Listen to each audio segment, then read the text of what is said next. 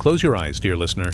Tonight, we drift into the quiet spaces of history, where stories were whispered by firelight and carried on the winds of time.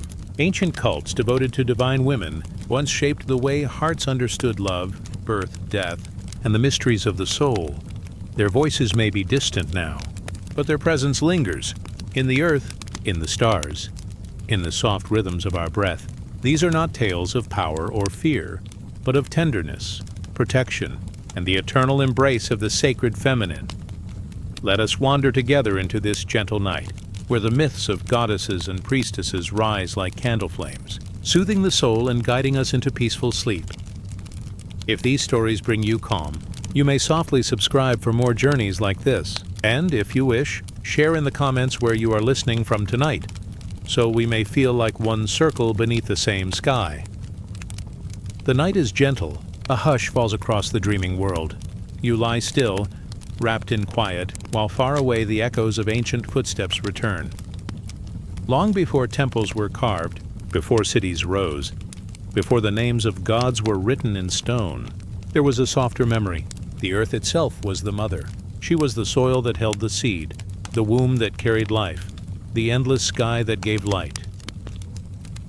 Listen in this calm hour to the beginning, to the dawn of the sacred feminine. The world was simple then, a cave lit by fire, the steady beat of rain upon stone, the whisper of wind carrying the scent of grass. In those early days, people looked upon the earth and saw not only ground and rock, but spirit. When the rivers flowed, they felt her pulse. When the mountains stood still, they felt her strength. When the fields bloomed, they felt her gift. She was the mother who asked for nothing, yet gave everything. Milk from the breast, fruit from the tree, grain from the soil, warmth from the fire. Her presence was everywhere. Her silence was deep, like the night that cradles the stars. Close your eyes and picture her. Her form was vast, wider than horizons. Her face was not one, but many. Sometimes she was seen in the curve of a pregnant belly carved in stone. Sometimes she was felt in the circle of the moon. Sometimes she was known only as the soil that stained the fingers of those who worked the land. The people did not yet have names for her. She was beyond names. She was mother, and that was enough. In the stillness of night, the tribes gathered around firelight. They painted her on walls, a rounded figure, fertile and abundant with full hips and flowing form. No crown upon her head, no throne beneath her feet. Her throne was the earth itself. Her crown was the stars. When a child was born, they whispered thanks to her. When a hunter brought food, they laid it before her. When the rains fell, they said she had blessed them. And when the rains did not come, they prayed for her mercy. Her rhythm was the rhythm of life itself. Birth, growth, death, and return. Nothing was separate from her. Even the dark was her womb, holding seeds until they were ready to rise. Softly, imagine the early dawn. A sky painted with pale gold, a quiet field damp with dew. The people looked to the east, where the sun emerged. They saw in its rising the same miracle as the swelling womb. Light born from darkness, hope born from silence, the child of the sky reborn each day. To them the sun was not just a fire, it was the breath of the mother. It warmed the earth, it fed the crops, it stirred the heart, and so the rising sun became her child, her gift, her eternal sign. The sacred feminine was not only in the earth below and the sun above, it was in the waters too. The rivers winding across the land were her veins. The seas that stretched beyond sight were her endless body. When the waves broke upon the shore, they sounded like her laughter. When the tide pulled back, it was her slow, calming breath. The people bathed in her waters, they sailed across them, they drank from them. Water was life, and life was hers. Even the smallest spring bubbling up from stone was seen as a sacred well, a place where her voice could be heard, soft, rippling, never hurried. You drift deeper, hearing their songs. Low, steady chants rising with the smoke of fire. Drums beating like a mother's heart. Feet stamping in rhythm with the earth. These were not songs of war or conquest. They were songs of belonging. Songs that said, "We are your children." Songs that said, "Hold us, guide us, keep us safe."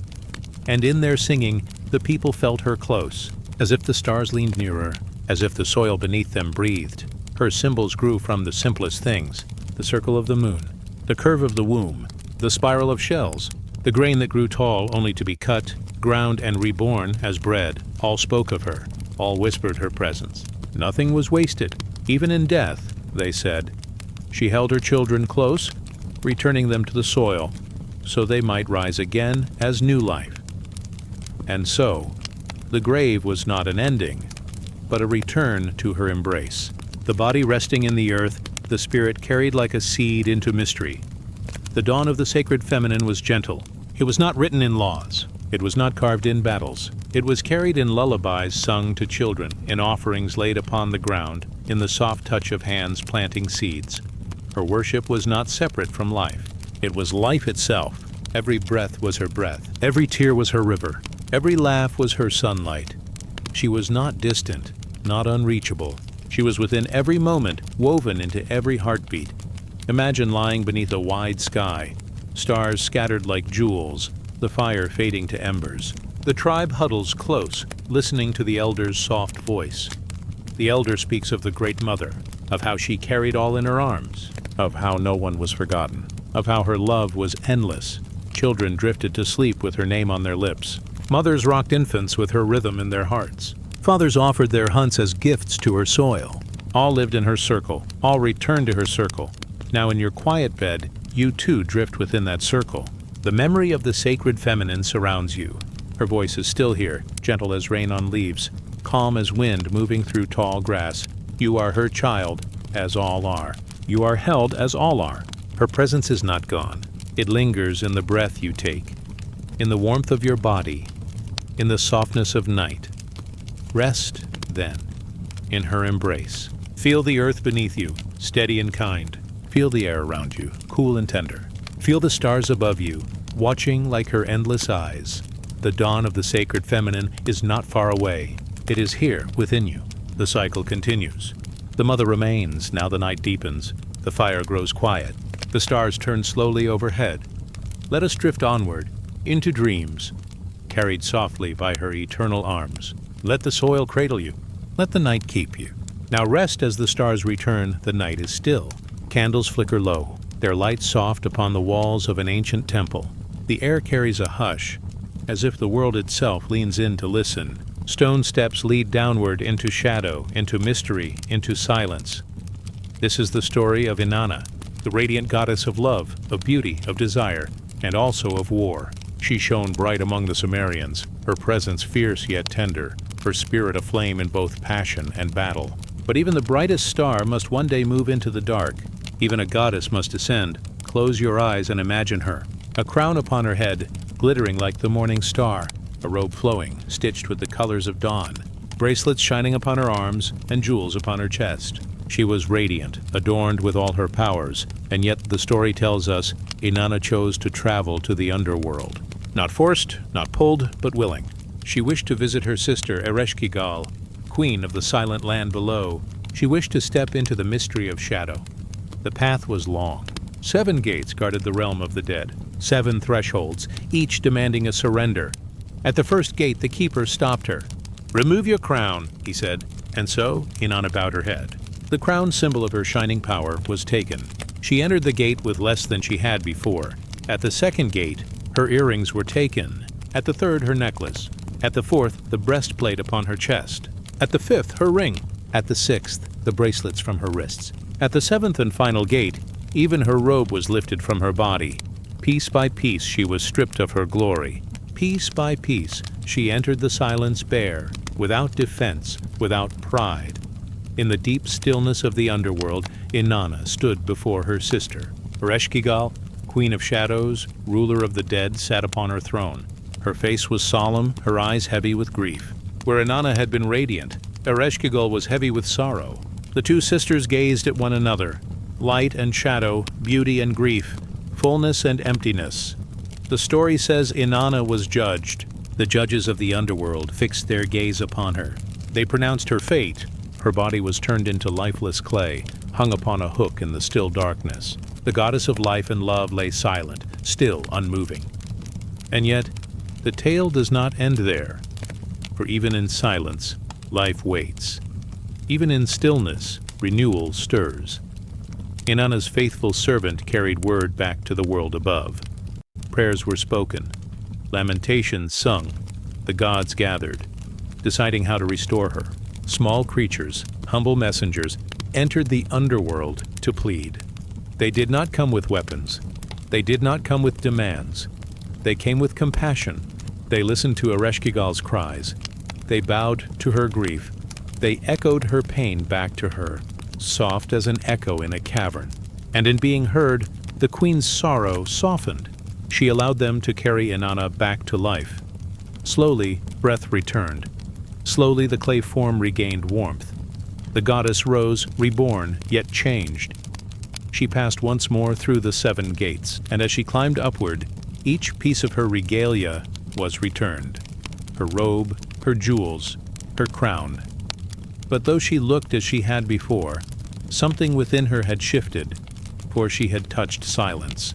She had known loss. She had surrendered all, and in surrender, she had found a deeper strength.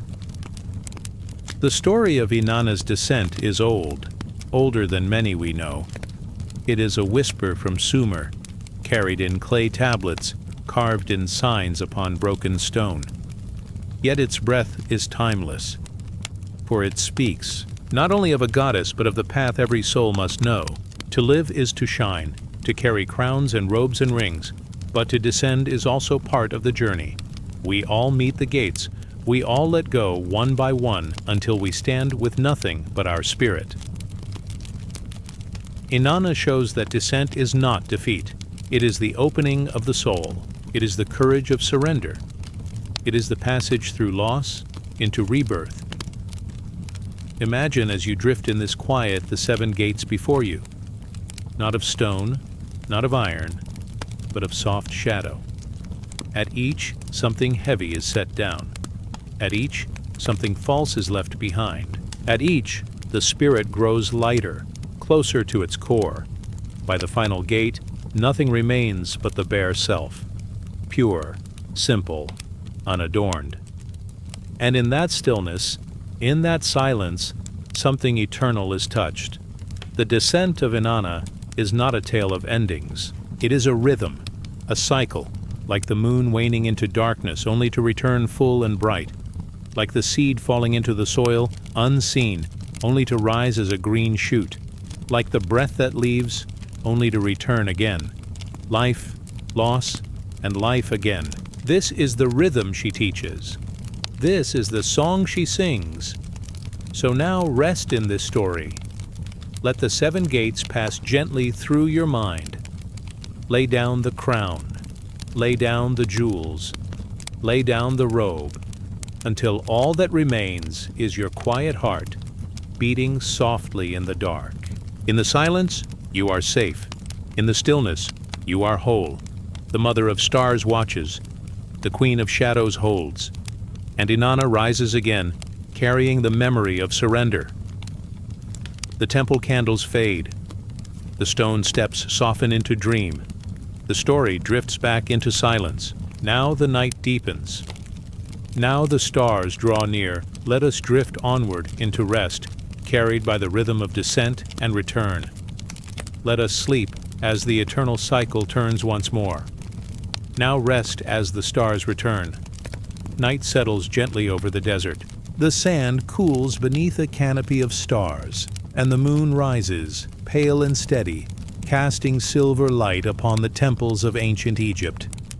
Somewhere, a torch flickers low, its flame swaying with the quiet breath of wind.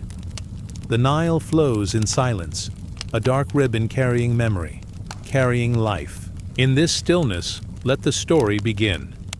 A story of love, of loss, and of the goddess whose embrace reaches beyond death. Her name is Isis, Queen of Magic, Mother of the Pharaohs, Protector of the living and the dead. She is remembered with wings, outstretched, wide and tender, as though she could cover the whole earth in her embrace. She is remembered with a throne upon her head, the sign of her power and her place. She is remembered as the one who does not abandon, the one who does not let love fade. Isis was the beloved of Osiris. He was king of the fertile Nile, lord of green fields and harvest. Where he walked, life bloomed. Where he ruled, people thrived. But shadows also walked the land. His brother Set, jealous and restless, sought to undo him. Through cunning and cruelty, Set trapped Osiris, sealed him away in a chest, and cast him into the dark waters. The people mourned. The land grew quiet. The fields withered. And Isis, the faithful one, set forth on a journey of love. She wandered the earth, her footsteps light upon the sands. By starlight she searched the waters. By dawn she searched the fields. By dusk she searched the groves of trees. Her heart did not tire. Her tears fell like the Nile's flood, rising and falling with sorrow. But she would not rest. Love moved her onward. At last she found him. The chest carried by the waves had rested within the roots of a great tree. The tree had grown around it, its trunk wide, its branches sheltering, as if the earth itself wished to keep him safe.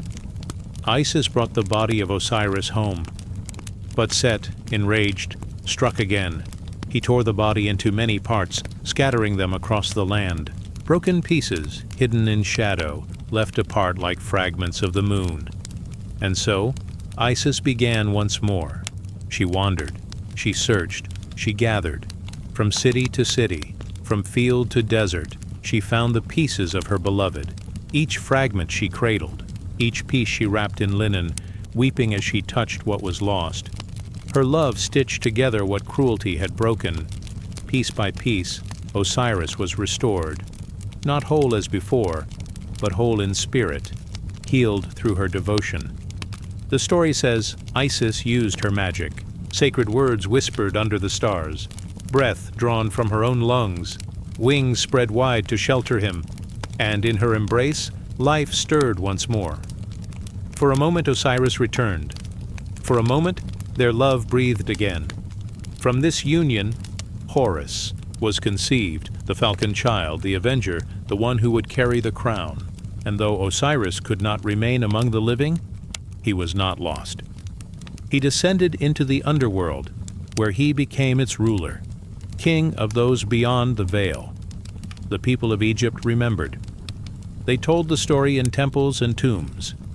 They painted Isis with her wings outstretched, hovering above Osiris, whispering the breath of life into him. They told of her tears, falling each year as the Nile's flood. And so the river rose and fell in rhythm with her grief. But the flood also brought renewal, fertility to the land, a gift from her eternal mourning.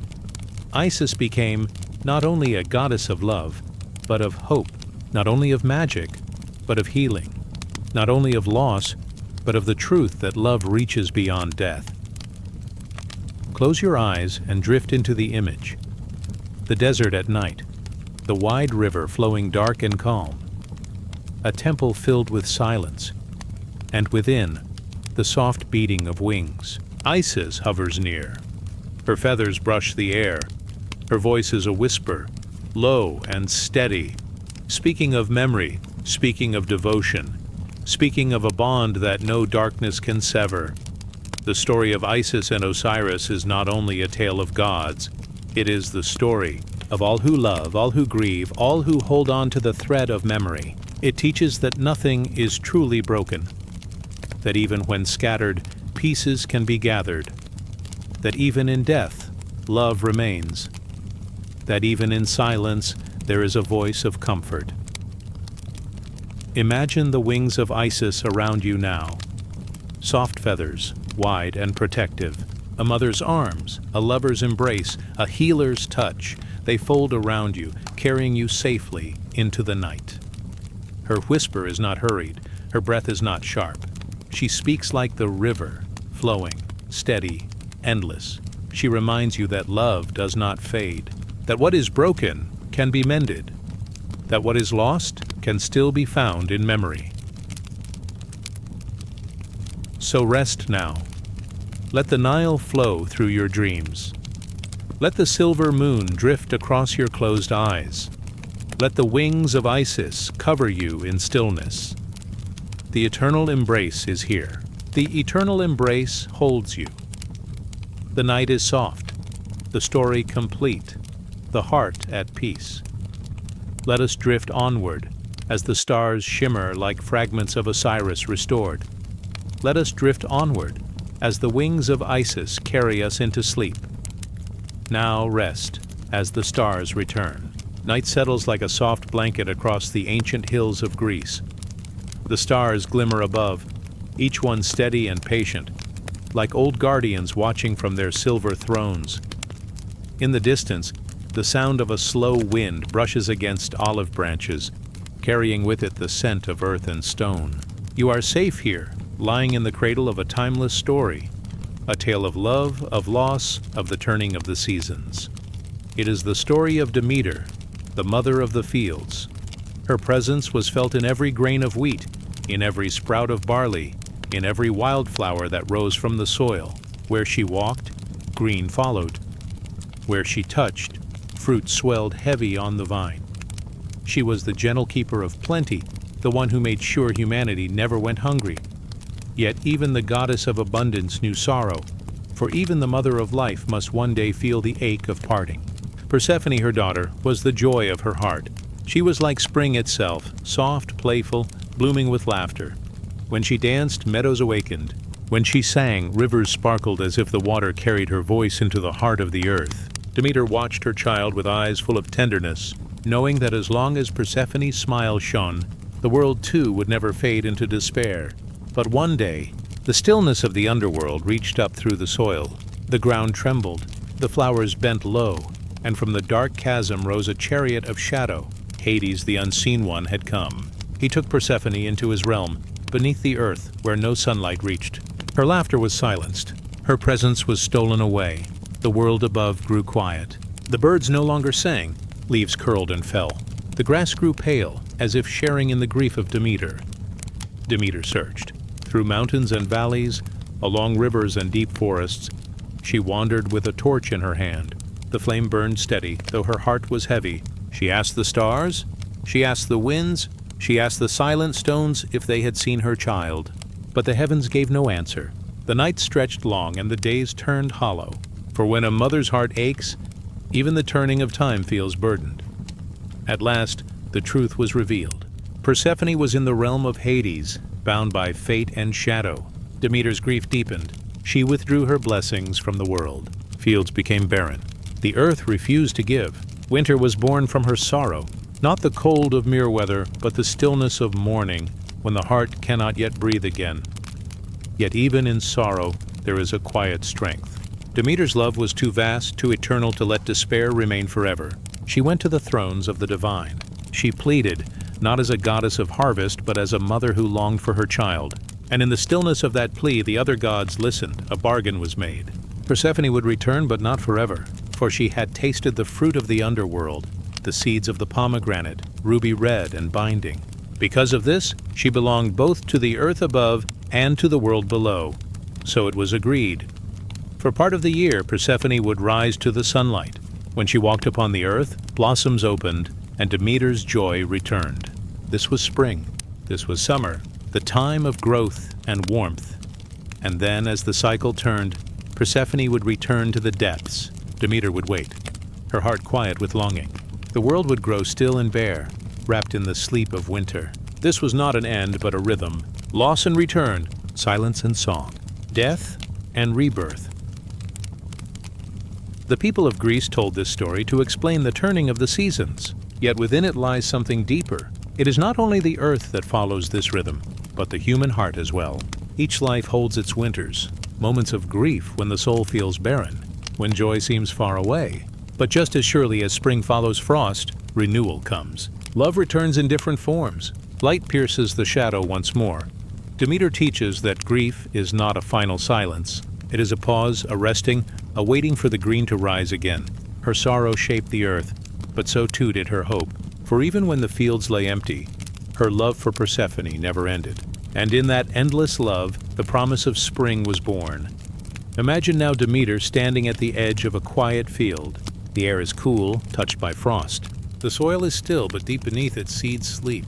They do not stir, not yet, but they carry within them the memory of warmth, the memory of return. She closes her eyes and breathes. She knows her daughter will rise again. She knows the flowers will open, and so she waits with patience, with love that endures beyond sorrow. The wind moves gently through the grasses. The sky softens with starlight. The story rests in your heart, like a lullaby. For just as Demeter's grief gave birth to the rhythm of seasons, your own stillness holds the promise of renewal. Let the night be soft around you. Let the earth cradle you in silence. Think of seeds sleeping, waiting for the kiss of spring. Think of stars shining, even when the sky is darkest. Think of love, eternal and unbroken, carrying you through the winters of the heart. Now rest, as the story closes like a gentle door. Rest, as the mother's love surrounds you, warm as a cloak. Rest, for the seasons turn, and dawn will always follow night. Let us drift onward. Let us rest as the stars return. The night deepens, and a gentle hush spreads across the land. Above, the sky is filled with quiet stars, each one pulsing like a slow heartbeat. A soft breeze moves through the trees, carrying the faint sound of something older than memory. It is the sound of drums, low and steady, echoing from far away. Not harsh, not loud, but like the rhythm of the earth itself, rising from its core. This is the voice of Cybele, the Great Mother. She was known in the hills of Anatolia, in the stone valleys of Phrygia, and later in the streets of Rome. Her presence was vast, like the mountain ranges that touch the horizon.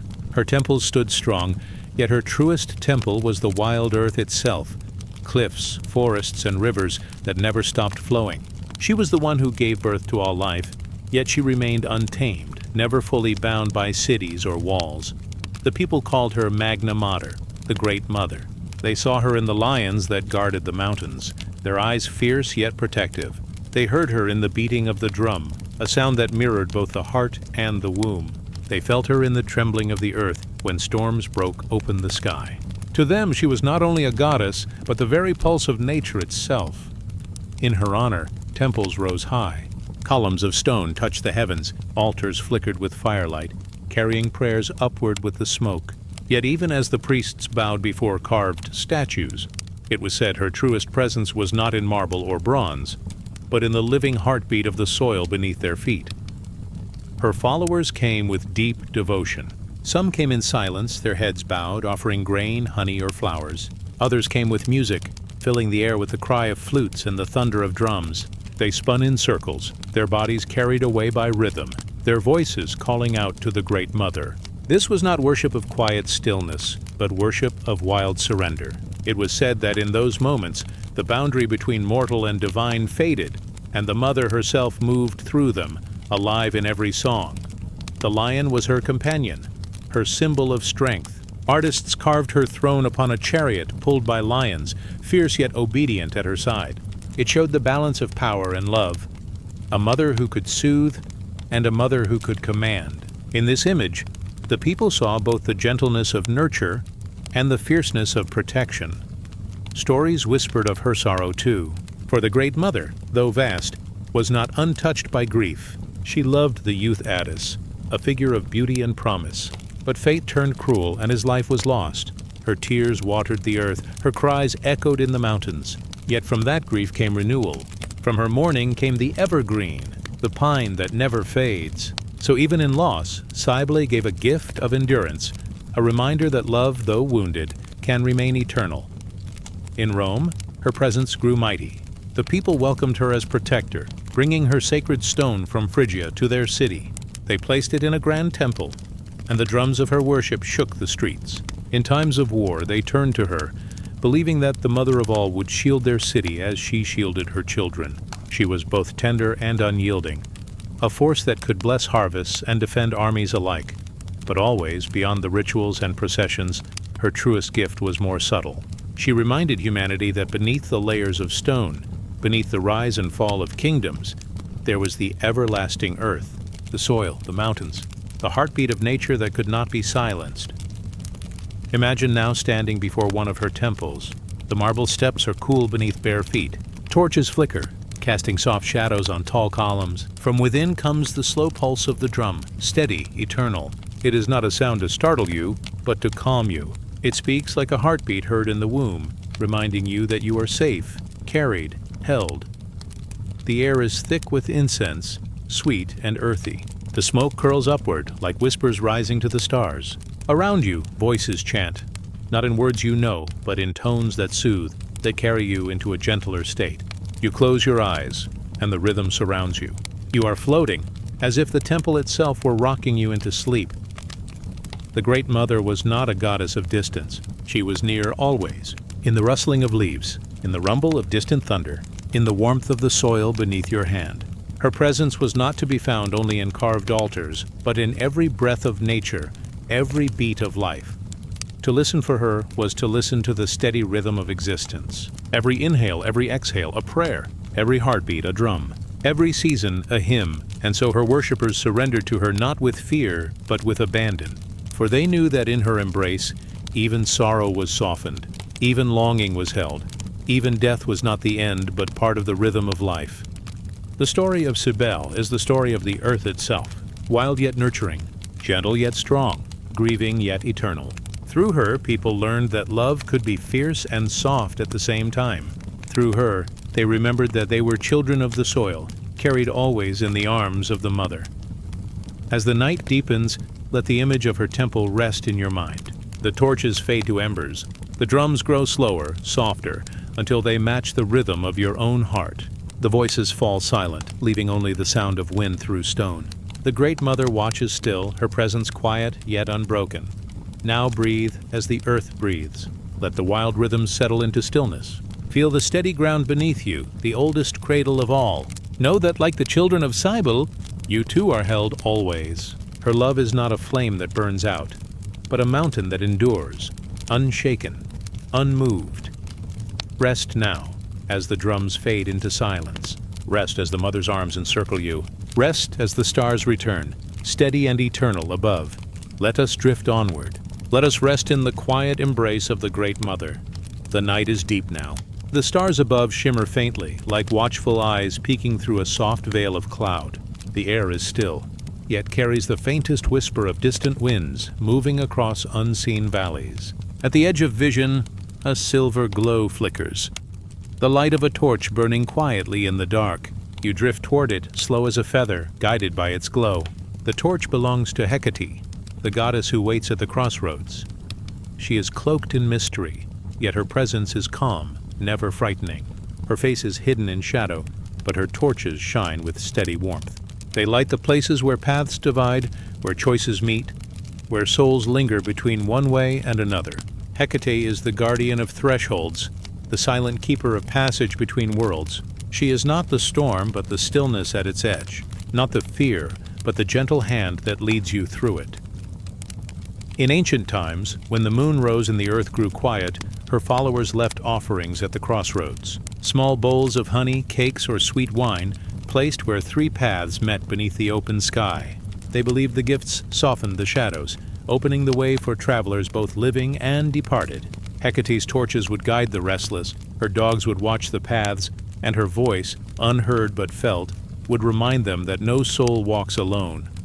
The crossroads has always been a place of pause, a place between beginnings and endings, a place where the heart slows and listens for something deeper. Hecate is the spirit of that moment. She is not the path itself, but the veil that hovers above it, the thin line between what is known and what waits just beyond.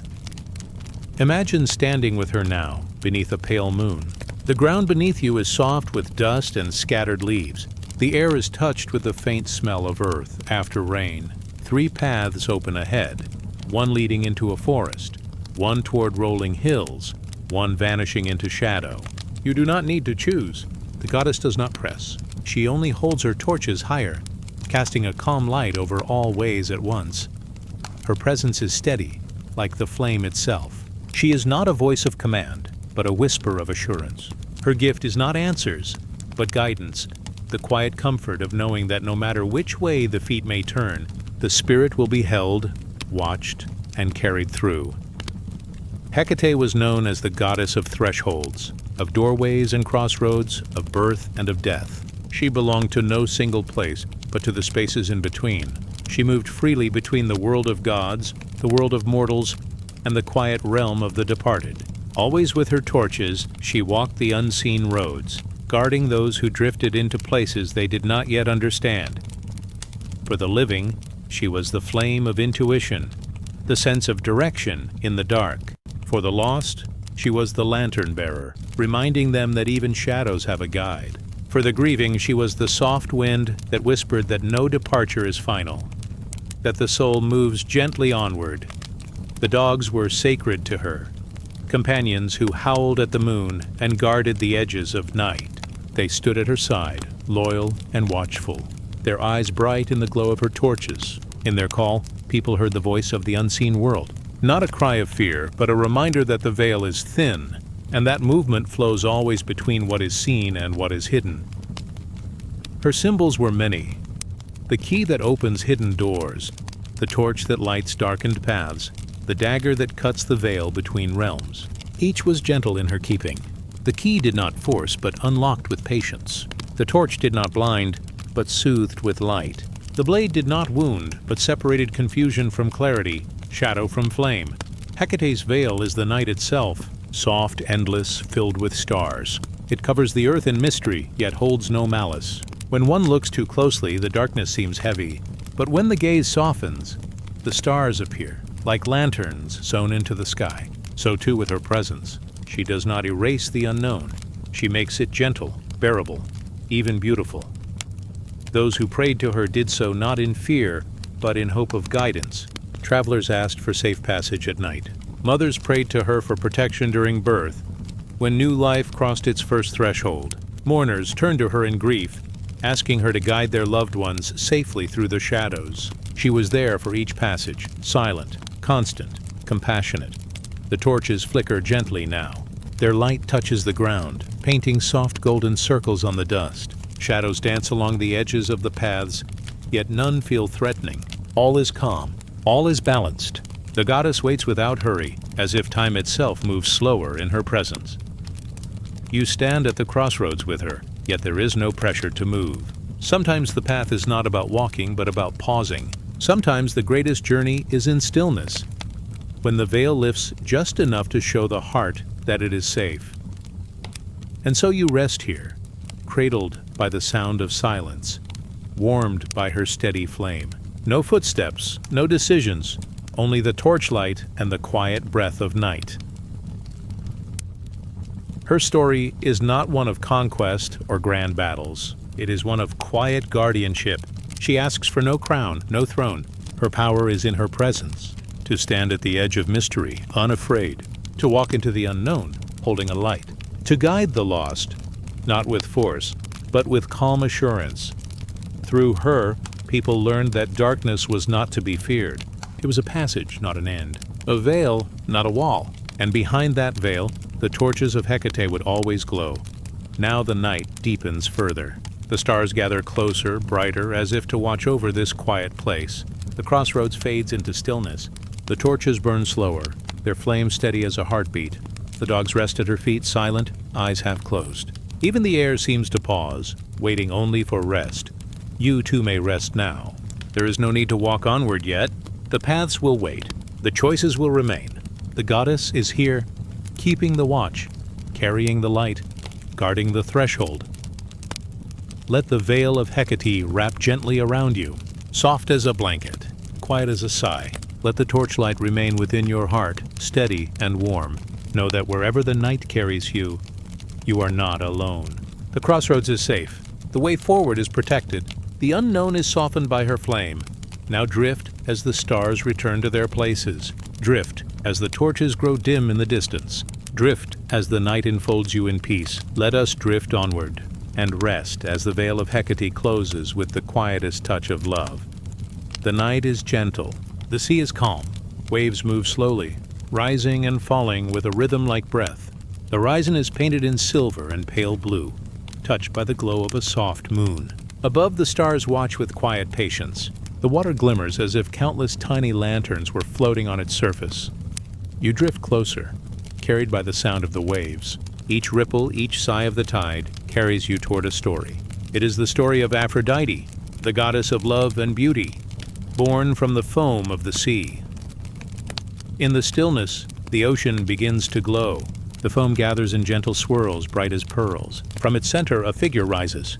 Her form is soft, luminous, shaped from light and water. She does not rush. She rises slowly, as though carried by the tide itself. her presence woven with the rhythm of the world. The waves part to greet her. The seabirds circle above, their wings catching the silver glow. Even the breeze softens, carrying the fragrance of salt and distant blossoms. It is as if the world itself pauses to honor her arrival. Aphrodite stands upon the foam, her skin kissed by the moonlight, her hair flowing like golden threads carried by the wind. She is not only beauty seen by the eye, but beauty felt deep within the heart, the kind that softens grief, that heals the weary, that stirs the soul to remember its longing. The ancient ones told of her birth as a mystery. From the boundless sea she came, not bound to land or sky, but belonging to both. She was the song of union, the harmony between what is earthly and what is divine. From her the heart learns tenderness. From her the soul remembers longing. From her, love itself takes form. As she rises, doves gather in the air, wings white against the night. They are her companions, gentle messengers of peace. They circle and descend, perching near her as if drawn by the warmth of her light. Their coos blend with the rhythm of the sea, making a lullaby that drifts across the water.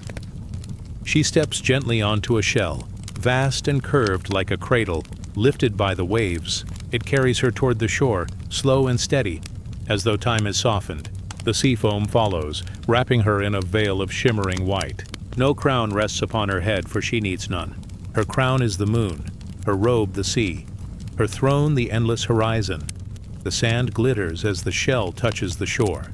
The earth sighs with quiet joy, touched by her presence. Flowers bloom where her feet rest, small and delicate, their petals opening as though awakened by her breath. Roses, myrtles, and blossoms unseen before, each unfolding in silent praise. Aphrodite does not command. She does not demand. Her gift is gentleness. Her power is in soft attraction, like the tide pulling the water, like the moon calling the waves. It is love without force. It is longing without sorrow. It is beauty that draws the heart nearer to itself. The people of old saw her as the source of all tenderness. When two eyes met and softened, they said it was Aphrodite's glance. When hands reached and touched with care, it was her blessing. When songs rose from the heart, filled with longing, they carried her name within them. Yet her beauty was not only for lovers. She was also the guardian of harmony, the one who taught balance between desire and peace. She reminded hearts that true beauty is not loud but quiet, not fleeting but eternal. It is found in kindness, in compassion, in the way one soul touches another gently. The sea holds her reflection. Her image moves with the ripples, never fixed, always flowing. So too is love. It does not stay still, yet it does not vanish. It is like water, taking many forms, yet always present, always needed, always life-giving. The shell rests upon the shore, and Aphrodite steps onto the sand. Her feet touch the earth, and where she walks, roses bloom. Their fragrance fills the air, sweet and calming, carried by the night breeze. The stars above shine brighter, as though leaning closer to witness her journey. She walks slowly, as though her every step is a blessing. The waves hush behind her, retreating with reverence. Her doves follow, wings brushing the air in silence. Even the trees bow slightly, their leaves whispering in her honor. The goddess moves with no haste, for love is never hurried. It comes softly like dawn. It enters quietly like a breath. It grows gently like flowers unfolding to the sun. Stories say she touched both gods and mortals alike. Kings and shepherds, queens and maidens, none were beyond her reach. Not with chains, not with force, but with the soft pull of the heart. Her presence was a reminder that within every being lies a spark of divine attraction, a longing to connect, to give, to receive. Her mysteries were celebrated in temples near the sea. Priests and priestesses lit incense, sang songs, and offered garlands of flowers. But her truest altar was the human heart. Every kindness, every act of tenderness, every gentle glance, all were offerings to her. The moon drifts higher now. The sea is calmer still. Aphrodite stands upon the shore, her gaze resting on the horizon. Her torches are not flames, but her very presence glowing with warmth. Her veil is not fabric, but the sea breeze, wrapping her in soft caress. The goddess raises her hand and the doves lift into the night. Their wings catch the moonlight, scattering silver across the sky. They fly in circles, their flight a hymn, their voices a lullaby that soothes the earth below. You rest with her image now, the sea at your side, the flowers at your feet, the stars above endless and kind, all touched by her presence. Her story is one of gentle arrival, not of conquest but of blessing, not of demand but of gift. She reminds you that beauty is not to be chased. It rises like foam from the sea. She reminds you that love is not to be forced. It flows like water finding its way. She reminds you that longing is not emptiness. It is the call of the soul, drawing you nearer to the divine.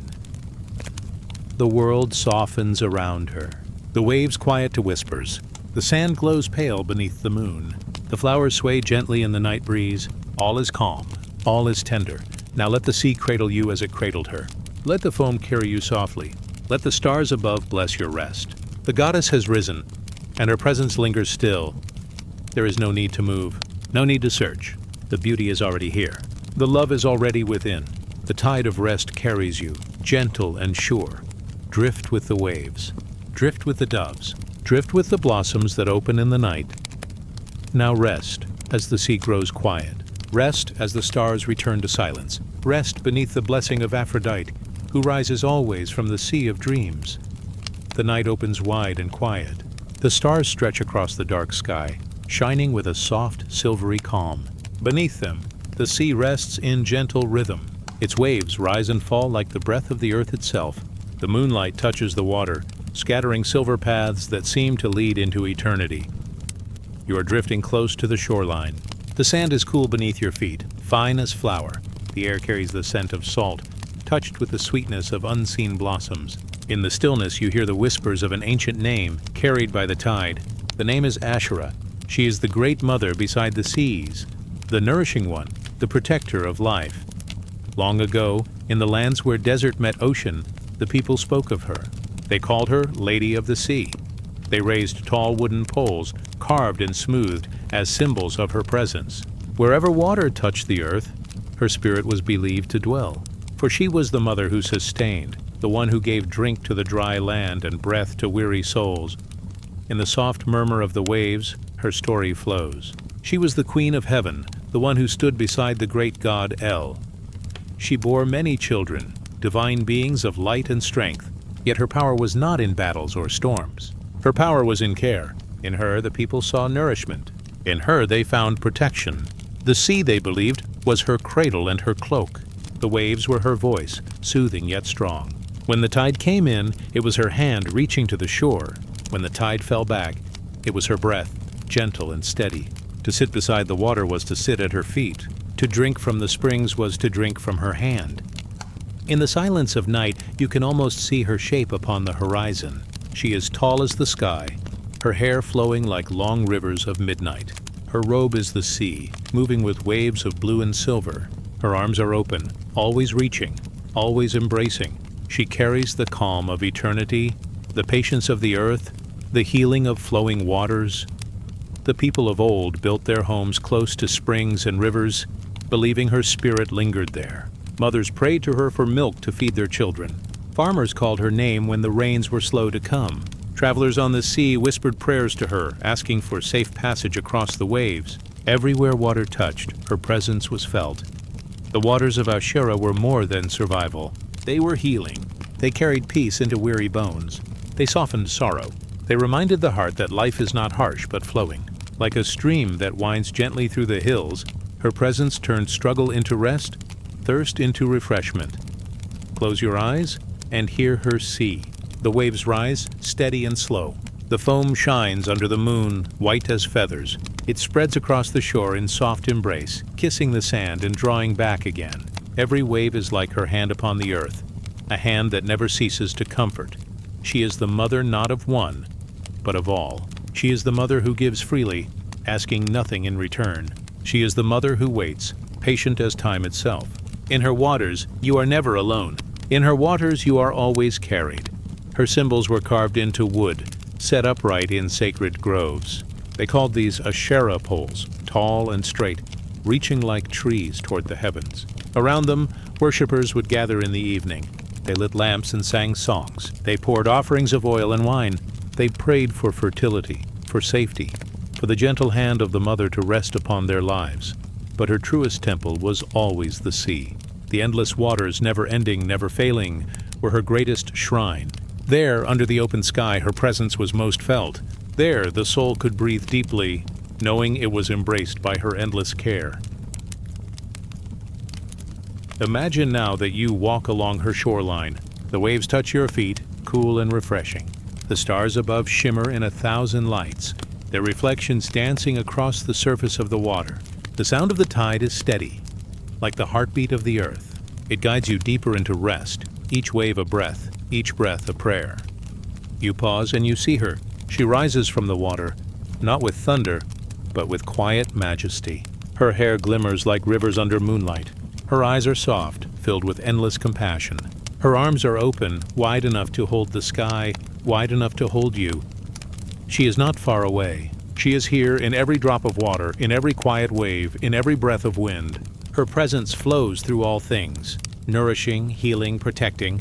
The ancient ones believed her to be the tree of life. From her roots rivers flowed. From her branches fruit grew. Her trunk was strength, her shade was rest. And like a tree, she was always giving. Fruit for the hungry, shelter for the weary, water for the thirsty. Her waters flowed through every part of creation. Even now, her river flows through memory. The springs that bubble from the earth, the rain that softens the soil, the waves that rise and fall, all are her voice. They say to you gently, you are held, you are nourished. You are safe.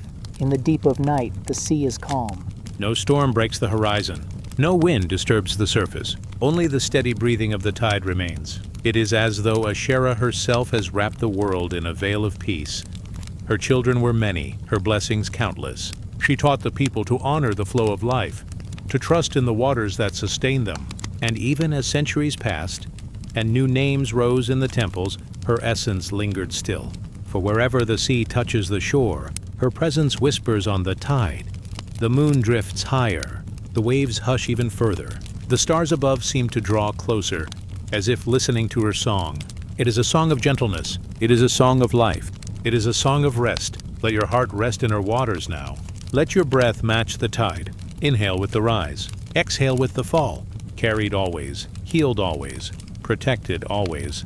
And so, as you drift into deeper stillness, know that her waters surround you. They cool the heat of the day.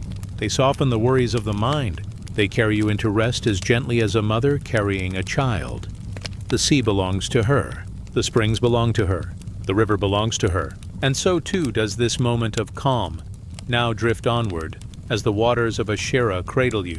Now rest as the stars return to silence. Now sleep in the arms of the mother beside the sea. Night drapes the world in velvet silence. The stars above breathe a faint silver glow. The air is cool and gentle, like a hand resting softly on the brow of someone weary.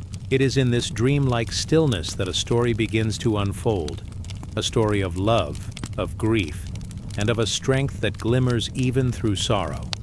You drift beside a northern landscape, wide and endless. The fjords are calm, their waters touched by moonlight. Snow rests upon distant peaks. But here in the valleys, soft grasses whisper. Somewhere in this quiet world, the goddess Freyja walks. Her footsteps do not disturb the earth. They pass as lightly as dew upon a petal. She is radiant, but not with the fire of the sun.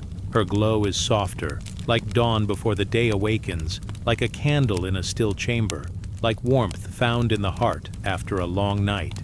She is the goddess of love, of beauty, and of the fertile earth, but also of longing, of tears that shine like gold. Her beloved is gone, far beyond her reach. No magic, no song, no whisper of spell can bring him back, so her heart aches, heavy and full. And yet her sorrow does not fall in shadows. When her tears flow, they do not darken the soil. They gleam. They turn to droplets of purest gold falling gently upon the world, precious and everlasting. Each tear is a story of love's endurance. Each golden drop is grief made holy, pain transformed into beauty, longing turned into a gift for the earth. For when her tears touch the ground, they do not wither, they do not fade. They become treasures that lie hidden in the soil, waiting for seekers to find them. The people of the north once told their children that gold in the rivers and veins of the mountains was born of Freya's sorrow. They believed that the shining stones were not merely riches, but memories of divine love. To hold such a treasure was to hold a fragment of her heart. The night deepens as you walk through this tale. The wind carries a slow rhythm. like the breath of the earth itself. You imagine her tears drifting down, falling into still lakes, rolling across moss-covered stones, gathering in hidden caves. They glisten there, untouched by time, eternal as the love that shaped them. Freya's grief is not weakness. Her sorrow does not hollow her. It makes her vast, a vessel of both pain and beauty. Her strength lies in her softness, in her willingness to feel deeply, to let the heart break and yet still shine. This is the lesson her golden tears carry, that love leaves a mark even when the beloved is gone, that longing can be turned into light, that grief can become a gift when it is carried with tenderness.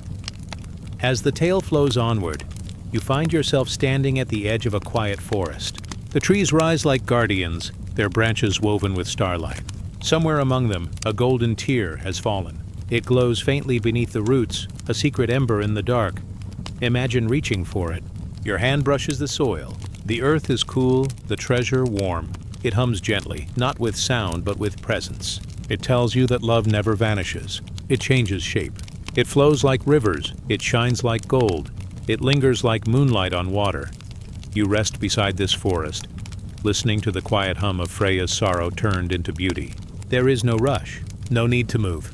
The golden tears lie where they are, not asking to be taken, only asking to be remembered. And as you drift deeper into rest, the story continues its gentle rhythm. You see Freya again, walking by the shores of a northern sea. Her gaze is far away, set upon horizons unseen. The wind weaves her hair into threads of gold.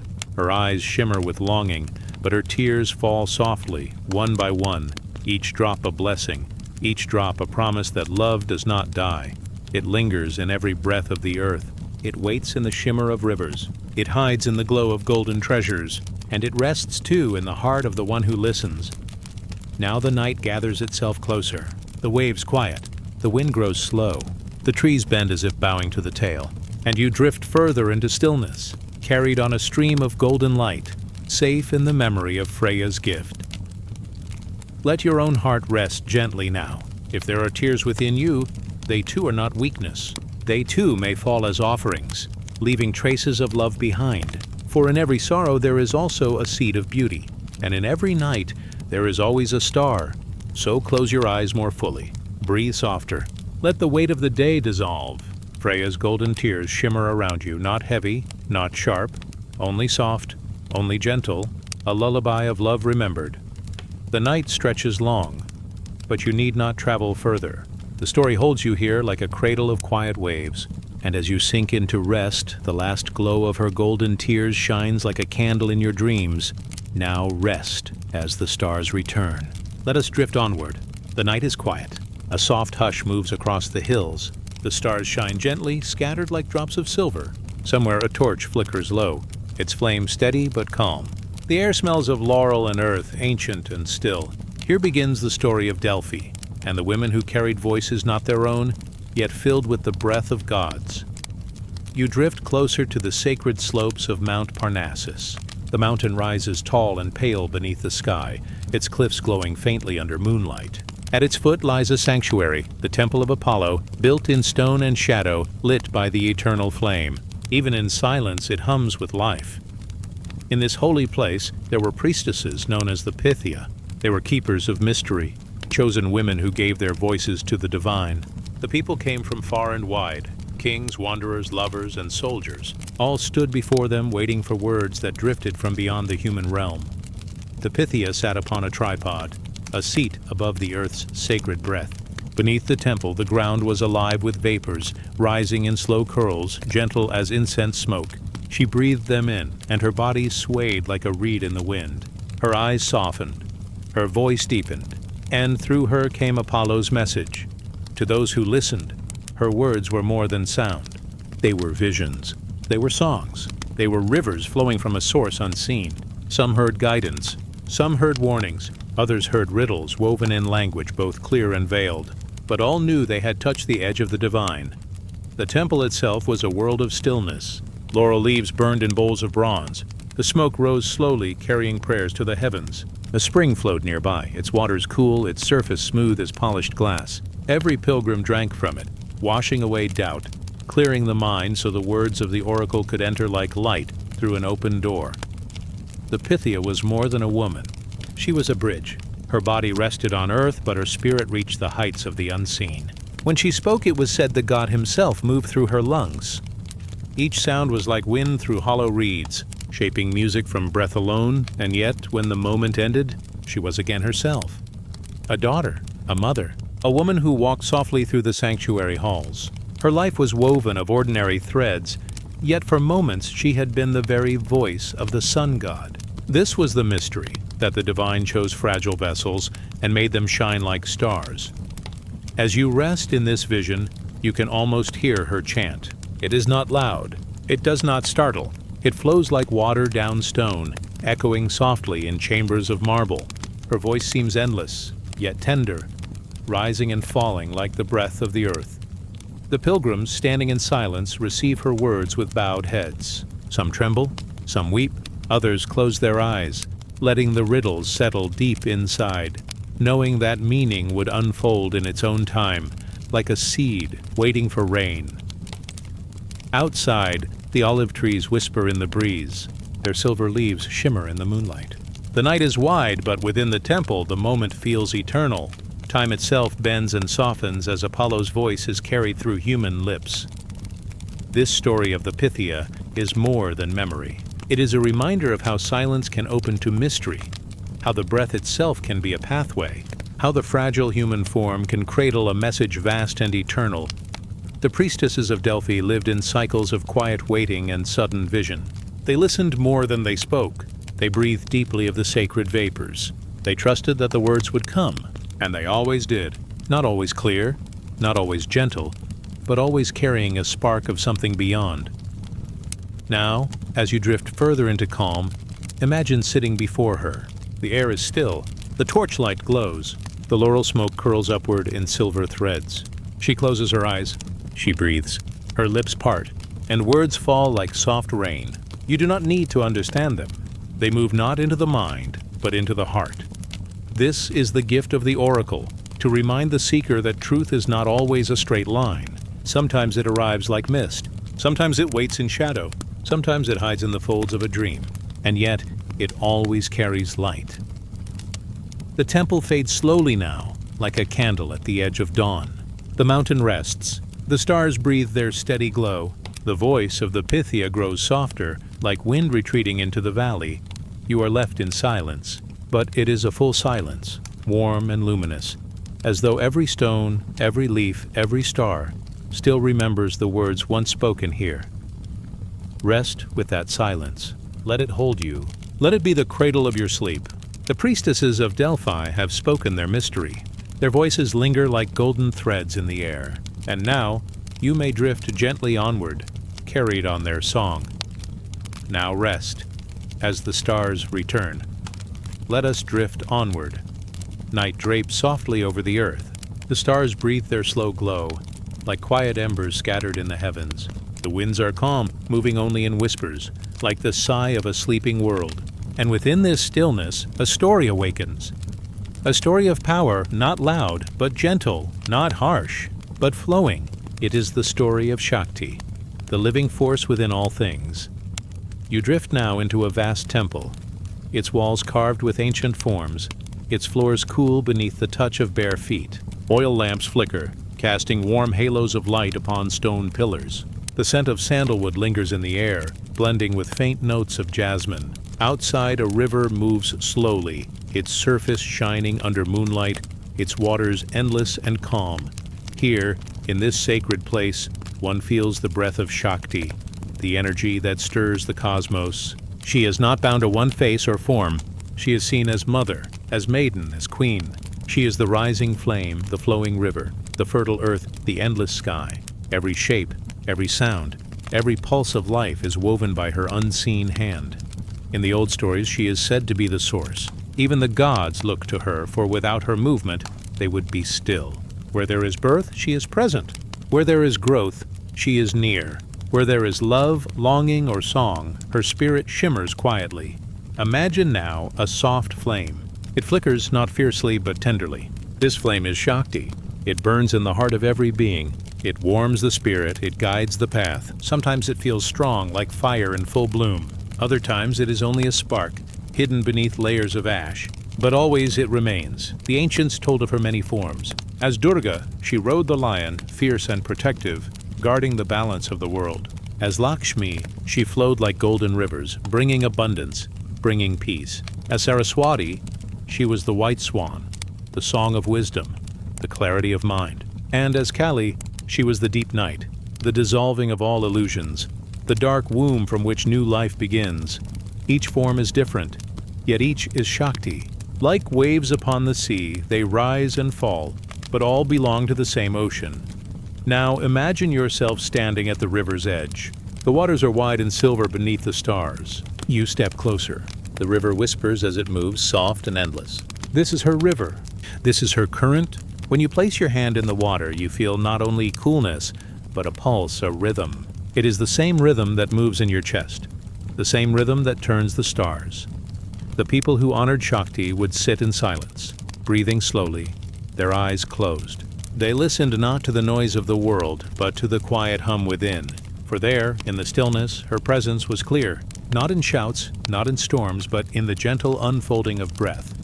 Her gift is not always fire. Sometimes it is rest. Sometimes it is the lull of night, the cool shade of a tree, the quiet comfort of belonging.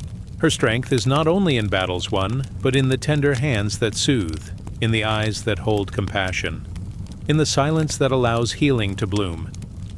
As you drift deeper, you may sense her within yourself, not outside, not far, but near. Perhaps in the beating of your heart, perhaps in the rise and fall of your breath, perhaps in the dreams that drift slowly now, like leaves upon a quiet stream. The old hymns sang of her as the mother, the one who carries all beings like seeds within her fold. She nourishes, she protects, and even when things fade, she gathers them into her arms, transforming loss into new beginning. And so the listener learns, Shakti is not to be sought in temples alone. She is in the rustle of leaves at dawn. She is in the warmth of sunlight across the skin. She is in the laughter of children and in the tear that falls when love aches. Everywhere she flows quietly.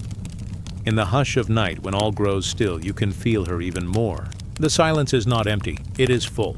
It holds the thrum of unseen life. It holds the mystery of tomorrow's dawn. It holds the Shakti within. Now the temple fades. The lamps grow softer. The laurel trees outside sway gently in the breeze. The river continues its quiet course, never hurried, never paused. And above the stars shine with patient calm. The goddess does not depart. She remains woven into breath, woven into silence. Her current carries you still, holding you as you drift. Rest now with this truth, that strength can be soft, that love can be vast, that within you lives the same power that shapes stars, that moves oceans, that stirs the dawn. The Shakti within is endless. It does not fade. It only waits, quiet and kind, ready to rise like flame, ready to flow like water. Now let yourself drift onward into the cradle of night. The goddess watches, not from afar, but from within. Her warmth is your warmth. Her breath is your breath. Her calm is your calm. Now rest as the stars return. Let us drift onward. The night is still. The air carries the hush of silence, as if the earth itself has folded into a dream. A crescent moon leans gently above the horizon, spilling silver light across the land. Somewhere, an old forest rests, its trees whispering stories older than memory. The leaves shiver softly in the breeze, and the air feels sacred, as though something unseen moves quietly among the shadows. It is here, under the veil of starlight, that the story of the triple goddess begins. She is the circle of life itself, three faces woven into one eternal presence, the maiden, the mother, and the crone. She is the spirit of time passing, of the seasons turning, of birth, growth, and return. And as you listen, your breath slows, as though you were stepping gently into her rhythm, feeling her movement in the quiet beating of your heart. The first face is the maiden. She rises with the dawn, soft and new, a gentle light touching the edges of the world. She is innocence, curiosity, the spirit of beginnings. In her, there is a sense of wonder, the way a flower first opens to the sun, the way a child gazes at the stars with wide eyes. The maiden carries a basket of possibilities, her steps light as she wanders through meadows of wildflowers. She is springtime, carrying the freshness of rain, the promise of new life. The ancient ones saw her in the waxing moon, a crescent slowly growing just as youth grows into its strength. Her laughter is like the sound of streams rushing after snow has melted. She reminds the soul of its own beginnings, of the joy of starting, of the courage it takes to walk into the unknown. As you drift with her presence, you may feel her energy as a gentle lift, like the first breath of morning air. She is hope carried on the wind. She is the spark before the flame. Then comes the mother. She stands tall, steady as the summer sun, full and radiant. The mother is the great nurturer, the center of warmth and shelter. She carries the fullness of life in her arms, and her gaze is kind, her voice soft like lullabies. In her, the earth itself finds a mirror, rich fields, ripening fruit, the fullness of rivers. She is seen in the full moon, glowing round and whole, illuminating all things with her silver blessing. To sit in her presence is to feel safe, held, and known. The mother reminds every spirit of belonging, of love that asks for nothing in return. She whispers of patience, of tending, of giving without measure. Her stories are the songs of mothers across time, of care given in quiet moments, of the unseen work that keeps the world alive. And as you rest beneath her light, you may feel her strength surrounding you like a blanket, steady and eternal. The mother is summer nights heavy with stars, wheat fields bending in the wind, oceans swelling with life. She is the pulse of creation, reminding every soul that it, too, is carried by something vast and kind. And then, in time, the crone. Her steps are slow, her voice is low, and her eyes hold the shadows of ages. She is not feared by those who know her truth, for she is wisdom itself. The crone walks with the waning moon, its light thinning, softening, teaching the quiet lessons of letting go. She carries in her hands a lantern, and within it, a flame that never dies. The flame is not loud, not fierce. It is a steady glow guiding the spirit through endings, through transformations, through the silence beyond. The crone is autumn leaves falling, rivers flowing into the sea, the hush of snow settling across empty fields. She teaches that every ending is only another beginning waiting to bloom.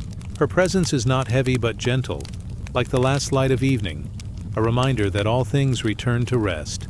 In her wisdom, there is peace. She speaks not in many words, but in silence. She teaches through stillness, through the soft acceptance of the cycles of life. And when you walk with her, you begin to feel the comfort of release, the ease of surrender. The triple goddess is not three beings, but one, maiden, mother, and crone. She is the full circle of the soul's journey. She is youth, love, wisdom. She is dawn, noon, twilight. She is spring, summer, winter. To feel her presence is to feel the rhythm of life itself, breathing in and breathing out. She reminds the spirit that nothing is wasted, nothing is lost, for everything belongs to the cycle. The seed falls into the soil, the flower blooms, the fruit ripens, the leaves fall, and the soil receives them again. Life flows endlessly, held by her threefold face. In ancient temples, the people lit fires for her. They carved her images into stone, painted her symbols on pottery, sang her names beneath the night sky, for they knew that in her, the mystery of life was reflected.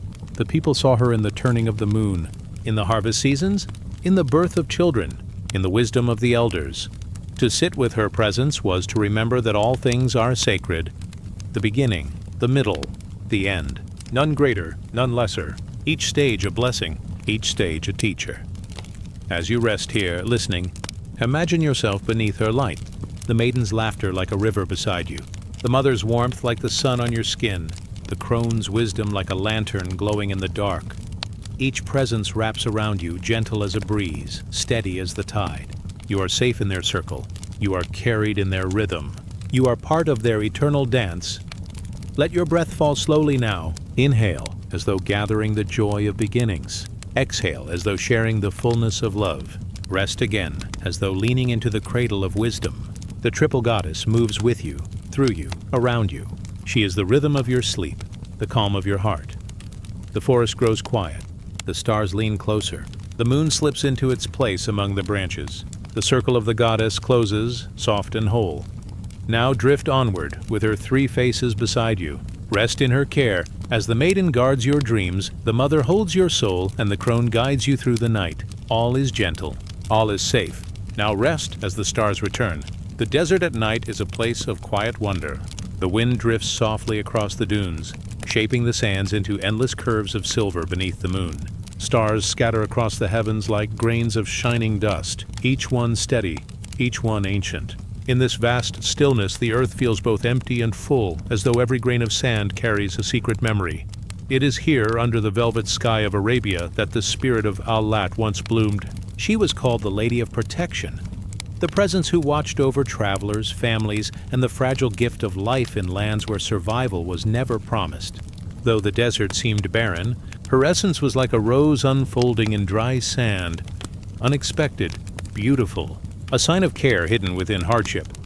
Imagine the old desert towns, where tents and mud brick houses rested at the edge of oases. Children laughed near wells. Women carried water in clay jars, and men tended to their herds. Life was hard, yet it carried a rhythm, shaped by the sun's rising, the moon's watching, the endless turning of seasons. In the heart of these lives, Al-Lat was honored. Her name was spoken in soft prayers as journeys began. Before the long roads stretched out across burning sand, travelers would ask her to keep them safe, to guide their steps, to shield them from storms and bandits, from hunger and thirst. In their minds, she was not far away. She was present in the stillness, in the shifting light, in the very breath of the desert itself. The people said Al-Lat's spirit lived in stones that stood upright, white and shining in the sun. These sacred stones, smooth and tall, were places where her presence gathered. Offerings of dates, milk, or incense were left there, simple gifts of gratitude and hope. Each stone seemed like a doorway where the human heart could speak to something larger, something protective, something eternal. Around these stones, people whispered prayers not of fear, but of trust. They believed that Al-Lat heard the voices of the weary, the lost, the ones seeking shade. She was the comforter, the guardian, the mother of safety. Her essence was like a rose in the desert, not a flower of petals and dew, but a rose of the spirit, strength blooming where none expected it. Just as a single rose can survive where the earth is dry, Al-Lat's care reminded the people that even in a world of sand and hardship, protection could still blossom. The desert rose is a stone-like flower, formed by crystals shaped slowly over time by the wind and earth. To the ancient soul, it seemed a miracle, a reminder that beauty could emerge even in the harshest places. In the same way, Al-Lat was beauty within barrenness, shelter within vastness, the rose that endures. At night, when the fires were low and families gathered in circles, stories of Al-Lat were told. They spoke of her as a presence both near and far. Near because she was felt in the hush of the desert wind, in the sudden peace that comes before sleep. Far because she seemed to belong to the stars themselves, her gaze stretching across eternity. Mothers whispered her name while cradling infants, hoping for her blessing. Herdsmen called upon her when storms gathered on the horizon, black and fierce. Merchants offered thanks to her when their caravans reached safe water. To each heart, she gave what was needed most, the sense that someone was watching, someone was guiding, someone was holding their life with gentle hands. The desert teaches that nothing lasts forever. Oases dry, winds change, cities rise and fall, but the memory of Al-Lat lingered like an echo woven into the soul of the sands. She was part of the great cycle of belief, flowing into stories, fading from temples yet never fully gone. For the desert itself still carries her presence. The quiet vastness still feels protective. The night sky still embraces those who walk beneath it. Every dune, every shifting horizon, carries the spirit of the goddess who once was called upon with reverence. To rest in her story is to feel the safety she gave.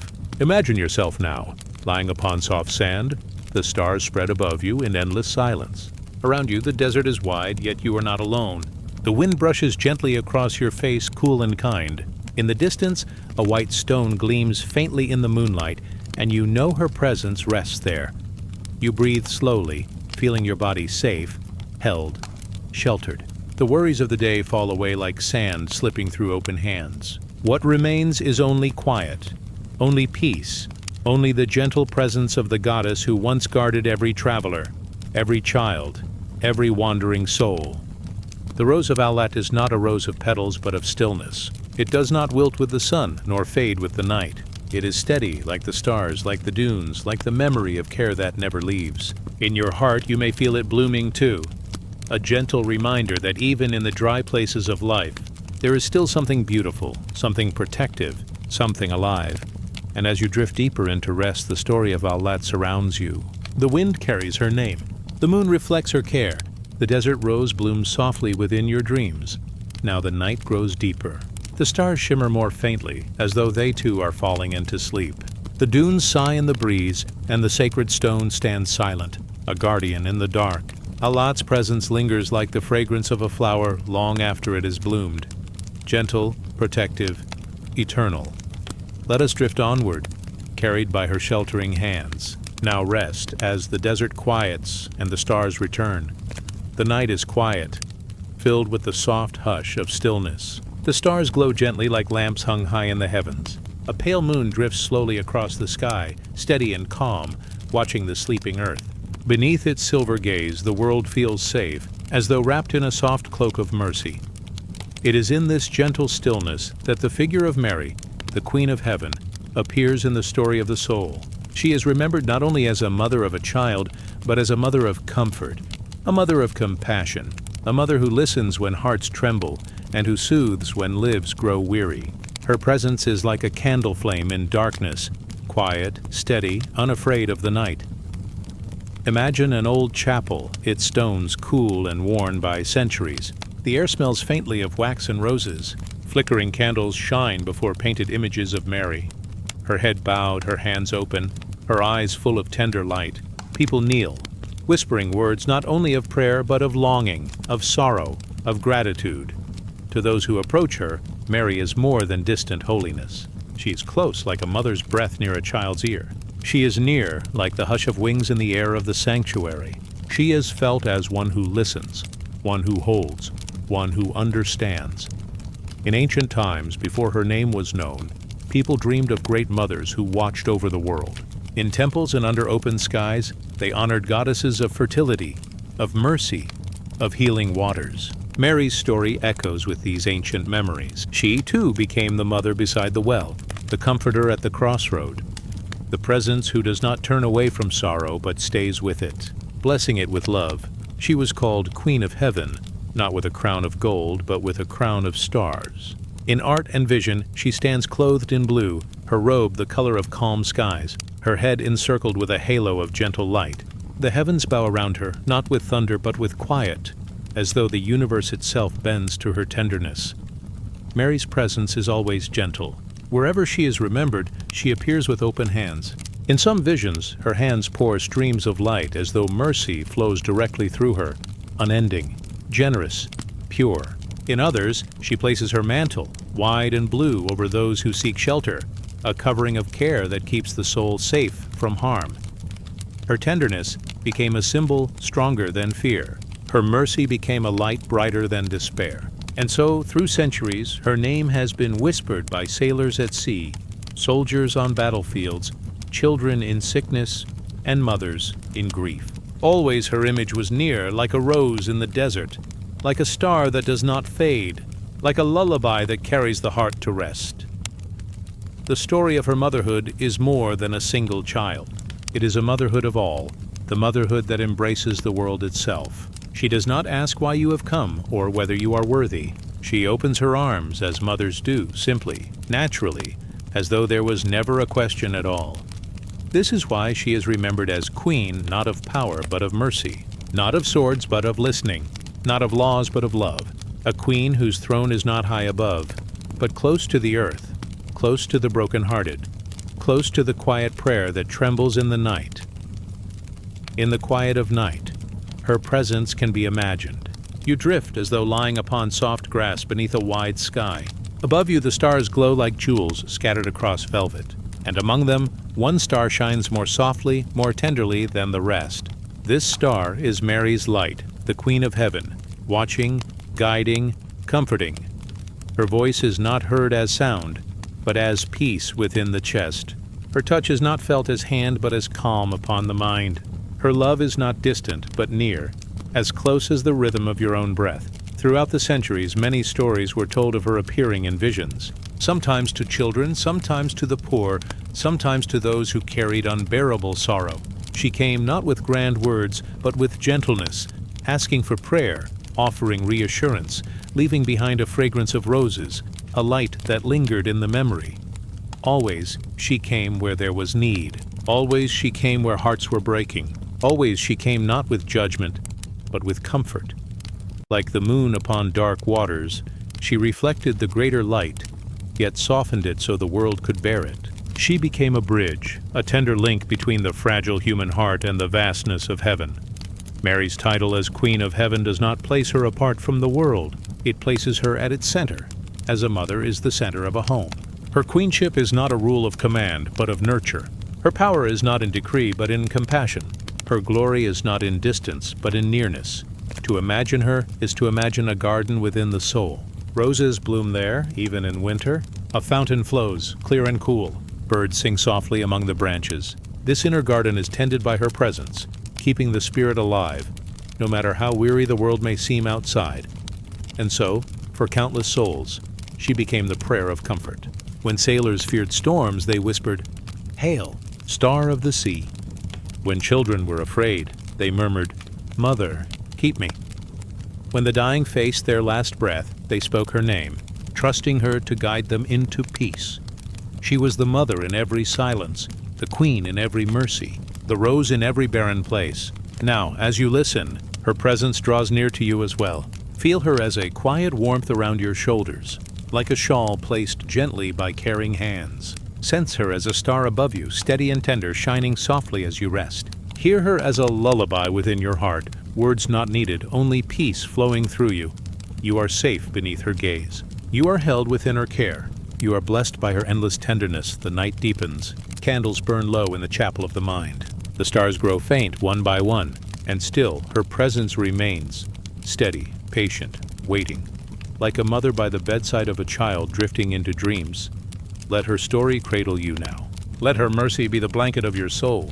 Let her tenderness carry you into rest. Mary, Queen of Heaven, still shines in the quiet sky. She bends low to the earth, offering not commands, but comfort. She whispers not fear, but love, and she remains timeless and gentle as the rose of mercy that never fades. Now let us drift onward, safe within her care. Now rest as the stars return, and the Queen of Heaven watches over your sleep. The night is gentle. The stars lean closer, as if listening to a story that has been told for thousands of years. A hush rests over the world, and in that hush, there is a circle, not of stone nor of fire, but of voices. Soft voices, women's voices. They rise not in thunder, but in lullabies. They drift not as shouts, but as whispers that carry across centuries. Breathe with them now, as their circle opens once more. In the beginning, there were no written books, no carved letters on walls, only the tongue, the breath, and the listening ear. By firesides, in temples, in hidden groves, women spoke. They told of goddesses who guided the moon. They sang of rivers that carried souls. They whispered prayers for harvest, for children, for healing. Their words were not heavy, not meant to bind, but to soothe, to remember, like hands weaving thread into cloth. Their voices wove stories into time. You can almost hear them now. The crackle of firelight, the rustle of woven mats, the hum of night insects around the edges of the circle. And then, a woman's voice begins. Her tone is low, as if she sings to the stars. Another joins, then another. Soon the air is filled with a weaving, not of one voice, but of many. They do not speak to be known. They do not chant to be praised. They give their voices so the memory lives, for stories, like seeds, cannot bloom if kept silent. In Mesopotamia, a woman might have stood before an altar, offering honey and milk, her voice carrying a hymn for Inanna. In Egypt, another might have sung in a temple, her chant rising with the sound of the sistrum, calling on Hathor to bless the land. In Greece, by the sea, a priestess might have whispered to the waves, asking Aphrodite to send love and peace. And in lands now lost to time, others hummed songs whose names we no longer know, but whose spirit still lingers like fragrance after flowers have gone. Their voices circled the earth, not in one language but in many. Yet the heart of their songs was the same. They spoke of birth, they spoke of care, They spoke of endings that were not endings but passages into another dawn. When children could not sleep, they sang. When fields were dry, they prayed. When sorrow came, they whispered comfort. When joy arrived, they raised their voices in blessing. All of it, woven together, became the eternal circle. Close your eyes and imagine. You sit among them. The fire glows low. Their faces are lit not in sharpness, but in gentle halos. Their eyes are calm, their hands resting on their laps. One looks at you and smiles. She does not ask you to speak. She only invites you to listen. Her voice, ancient and soft, fills the air. The stories are never ours alone, she seems to say. They belong to the circle, and the circle has no end. Over ages, temples fell. Kingdoms rose and vanished. Books were written and rewritten. Yet even when voices were silenced in the open, they found ways to remain. In kitchens, women hummed old lullabies while kneading bread. In markets, they told tales to children while selling grain. In secret, they passed on the old prayers, like small lamps carried carefully through storms. And though names were forgotten, the breath of their voices did not end. It curled into the air, hid among the winds, and waited. Tonight, in this still hour, you can hear them, not with your ears alone, but with the hush inside your chest. It is the hush that listens beyond words. The hush that knows memory is not lost. The circle surrounds you, though you cannot see its edges. It is made of thousands, millions, whose voices blend. Some chant, some hum, some simply breathe. And in their joining, there is peace. The circle is not bound by time. It is not only of the past. Even now in this age, there are voices. Mothers singing to their children. Teachers reciting poems. Storytellers keeping old myths alive. Healers whispering comfort to the sick. Each one, though unaware, is part of the same circle. The eternal circle of women's voices. And you too, in your silence, rest within it.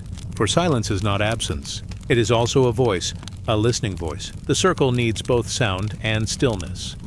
Like the moon that waxes and wanes, their voices rise and fall. Like the sea that ebbs and returns, their songs drift and return. They remind us that nothing truly disappears. Every prayer, every whisper, every gentle word is carried on. Perhaps in the breath of wind over dunes. Perhaps in the soft splash of river water at dusk. Perhaps in the heartbeat you feel now, steady, slow, like a drum beneath the stars. Rest in this thought. You are never outside the circle. You are always held within it. Just as a child is wrapped in a blanket, you are wrapped in these voices. They do not demand. They do not command. They only cradle, like a mother holding her child, like night holding the earth, like eternity holding all. The firelight dims. The circle grows softer. The women's voices fade, not into silence, but into the rhythm of your breathing. Each breath out is their lullaby. Each breath in is their blessing. The circle is not ending. It simply rests as you rest, so let yourself drift. Drift as if on calm water. Drift as if on a bed of clouds. Drift as if on the sound of voices, ancient yet tender, that will never be lost, for they are always here, soft as lullabies, gentle as wind, endless as the stars.